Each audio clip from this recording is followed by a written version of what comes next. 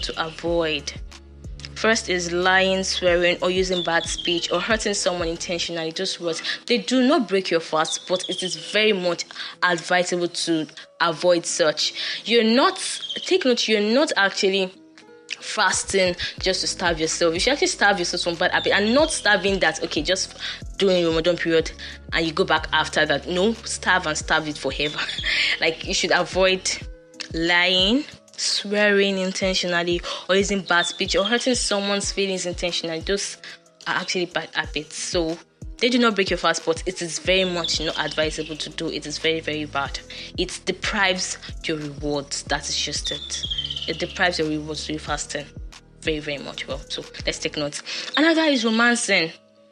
And the act of, hugging and kissing. It now turns into a romance.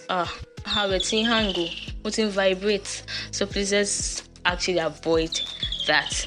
And swimming and diving into water, you have to be very, very much careful. It's not an invalid one to actually swim while fasting, but because there is high probability that the water can actually go through your mouth or your ears or your nose, and you might even get drowned or you choke. It won't be nice. Your fast has been broken already, so let's just try to avoid that, you understand. And also lipsticks in the sense that they contain flavored ingredients and all.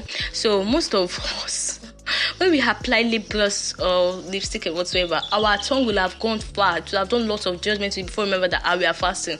So it's advisable just do it with us. So it's the tip of the tongue will have take it in when we're talking, or mistakenly will have blinked our lips for remember that we're fasting. So let's just try to avoid that, you understand? Because of the flavored stuff, that's just the reason why.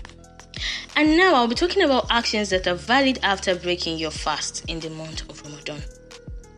Definitely, when you break your fast, when it's time for iftar during Maghrib, you can eat, you can drink, and please do not overeat though.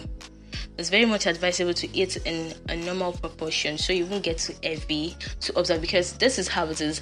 When it's time for iftar, you break your fast using dates or water or fruits or milk to break your fast. Then you observe Salat Maghrib, then you have your iftar properly.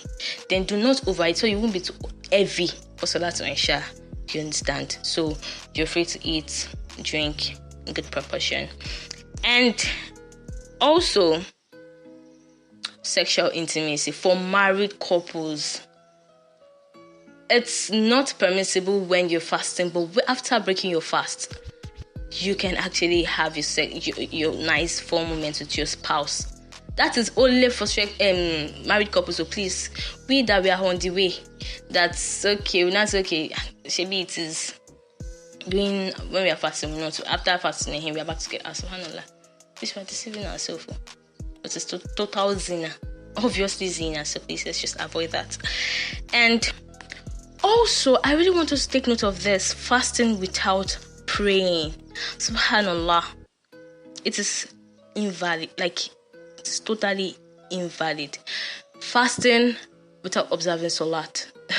Allah subhanahu wa ta'ala said, when a Muslim actually fasts without observing Salat, there's no difference between it's as soon as it's Rasul said there's no difference, because what actually differentiates a kafir from a Muslim is Salat. So imagine you fasting without observing Salat. Please, as if you're pouring water inside basket. Not just anyhow basket, not just sieve. Those kind of basket that you used to buy pepper, tomato, or albosa from the market, onions, that kind of basket. Like when you pour water, it's draining out immediately. So it's just as if you're wasting your time, you're starving yourself unnecessarily. So please, during Ramadan, you're fasting, it is very much important your Salat is stable. Fix your Salah. That is why you should prepare before Ramadan. Try keeping up with your Salat, because it's very much important. If you fast without your Salat, subhanallah, it's as if you're wasting your time. And actually make it easy for us and forgive our shortcomings. Amen. And also, please, let's take note. For unmarried couples, you're married or whatsoever, and it's Ramadan, please, it's not permissible for the female to actually prepare a meal for you. Like, it's not valid. She's not eligible to prepare your suhoor or iftar. It is normal if it is just a random person, like, okay, yes, there is no feelings attached. But the fact that there is a feeling attached, like she's someone you're aspiring to actually get married to, it's not permissible for you to actually have iftar made by her or suhoor made by her, that kind of a thing. So please, let's just avoid. Not to talk of those actually, please, it's just like Allah subhanahu wa ta'ala actually forbids zina. So you now doing, okay, maybe a girlfriend or boyfriend, and she's preparing your meal for you, iftar, subhanallah, please, it's not valid at all. Let's just please avoid that. And some of us shouldn't deceive ourselves by saying, okay, during this Ramadan, we have a break. You can actually give me so on iftar since we are not dating now. So after Ramadan, please, you're deceiving yourselves. Please, you're deceiving yourselves. Allah, actually, this is our intention. So let's just make our intentions clear in whatsoever we're doing. May Allah make it easy for us all, inshallah. Ameen. So, in summary, the valid conditions necessary for a person not to fast. That is, if a person suffers from any type of illness that requires immediate medication, then that person is excused from fasting and must make it up. But if the person is really, really sick, like there is no strength and all to fast, there's an emergency, the person is permitted to break the fast. The person isn't permitted to actually break the fast. Making sure the person pays up the fast after Ramadan, that is also called that too. And also, fasting in this case can deteriorate their health and delay their recovery. That is why it is acceptable to not fast. However, a person suffering from a headache or any other illness that is tolerable, that you can bear, can delay consuming the medication until Isha, Maghrib or Suhoor. That is actually what it is. If it is something that isn't really, really so too much that is still bearable, like an headache or something, or headache, it is still bearable. So you should actually delay your medication till after your iftar, till you break your fast. Then if the pain becomes intolerable, then it's permissible to not fast. But we should now say, because it said when you are sick or you're not too healthy, do not fast. You now have slight discomfort. Straight up, you go and break your fast. And when it is known very much well that you can tolerate it, subhanallah, it's not right at all. It's not right. So there is actually a difference between, I will make this clear, there is a difference between kafara and fidya. Kafara is the penalty for intentionally breaking your fast. Any intentional, you actually break your fast intentionally, you have to perform kafara. Yes. The penalty of having to fast for 60 days or feeding 60 persons, 60 poor persons. So it is very much mighty. Please, let's just avoid breaking our fast intentionally. May Allah just forgive us. Intentional things like actually having sexual intimacy during fast, or just doing things that are not valid enough to break your fast. Subhanallah, it is kafara. Then fidya is a penalty. It is the I won't say it's a penalty. It is actually the act of making up for one's missed fast because of some valid reasons. Valid reasons like the elderly persons that are on stable medications that are not healthy enough to fast. Those ones will actually have to feed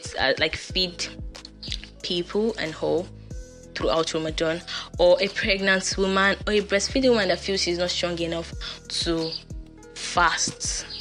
Those set of people, or a woman actually going through a postnatal bleeding. So they cannot fast during the month of Ramadan. The person has to pay feed up fasting persons for making it equivalent to the Suhoor and iftar for the whole 30 days in Ramadan or 29 days. May Allah make it easy for us. So please, let's be very, very much conscious of our acts to Ramadan. May Allah make it easy for us and guide us to the straight right paths, and also accept this from us as an act of ibadah. Ameen. So inshallah, this is a wrap already. Yeah, I hope this was beneficial. Please do engage with us in the comment box, and if you feel I missed anything else, please feed us up with it. We'll gladly receive that, inshallah. And please do not forget to follow us on IG at HAFAK Online Radio, and you can also find me on Facebook at Beebah Mudisola. And please, you can also follow me on IG too at Beebah_Shabishadola. Yeah, I really do appreciate my listeners. May Allah perfect all the concerns you and ease your affairs. I mean, I do wish us all a beautiful Ramadan Kareem in advance. May Allah spare our lives till then and beyond, and may He actually perfect all our actions and grant this as an act of ibadah. I mean, please do stay safe and happy, and please do not forget me in your du'as. Whenever you remember me, please do remember me in your du'as. I do remember you all in my du'as, mashallah. Please do stay safe and happy. I love you all for the sake of Allah. I remain your humblest, Beebah. Masalam. HAFAK Radio. HAFAK Radio. HAFAK Radio. HAFAK Radio. You're listening to HAFAK Radio. The latest hits, oldest, greatest memories, latest gist, news, sports, information, all on HAFAK Radio. Who plays the biggest sound? We do. We are HAFAK Radio, 247 around the world, non-stop. This is HAFAK Radio, the radio for the society.